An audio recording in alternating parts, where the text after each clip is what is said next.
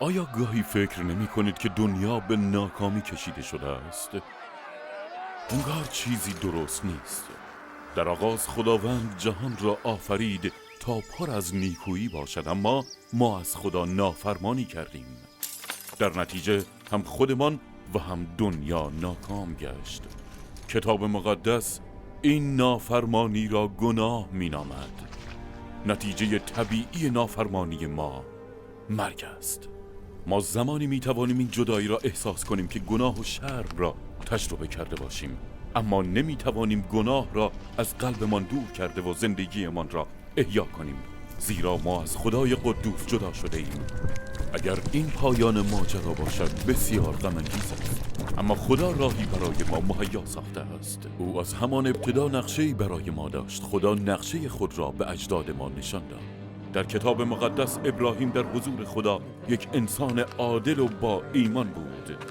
خداوند طبق اصل اطاعت به خواسته ابراهیم برای قربانی کردن پسرش احترام می‌گذارد و قوچی را می‌فرستد.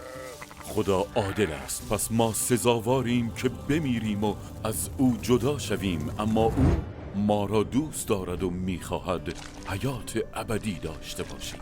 همانطور که خدا با یک معجزه قوچی را به عنوان قربانی جایگزین پسر ابراهیم کرد، عیسی را نیز آورد تا قربانی کامل نهایی برای ما باشد.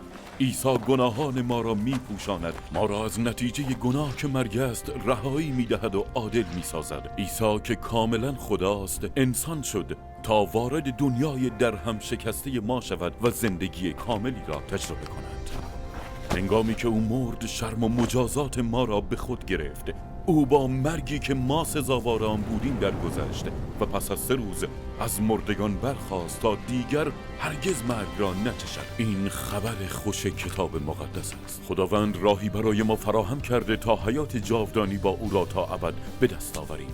زمانی که ایمان خود را بر مبنای آنچه که خدا توسط مسیح برای شما به انجام رسانیده بنا می‌کنید، او شرمتان را با افتخار و گناهتان را با عدالت معاوضه می‌کند. کتاب مقدس می‌گوید زیرا نتیجه گناه مرگ است، اما هدیه خدا حیات جاودانی است که در خداوند ما عیسی مسیح است و متعلق به شما خواهد بود اگر آن را با ایمان بپذیرید. شما می‌توانید در هر زمانی آن را با دعا به دست آورید. عیسی خداوند، من به تو محتاجم. سپاسگزارم که خود را قربانی کردی تا مرا از مجازات گناهانم نجات دهی. من هدیه تو را قبول کرده و تو را به عنوان خداوند و نجات دهنده خود میپذیرم. سپاسگزارم که گناهان مرا بخشیدی و به من حیات جاودانی عطا کردی. کنترل زندگی مرا در دستان خود بگیر و از من آن شخصی بساز که میخواهی باشم.